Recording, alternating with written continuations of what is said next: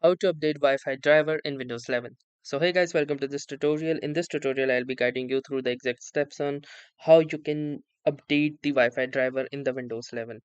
So in the Windows 11, what you can do is simply open your search bar and within the search bar, type in device manager.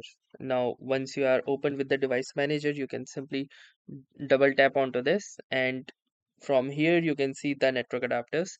You can simply drag down to this particular option and it will show you all of the network adapters that are installed, and here you can see that this is my network adapter, which is the MediaTek Wi-Fi 6. So simply right click onto this, and from here you can see this option that is update driver. So once you click onto this update driver, you either have two options: either to automatically update the driver, which will show you the best driver version from the web, or apart from that, if you have any manual driver that you have downloaded, you can simply choose the second option, that is browse my computer for drivers.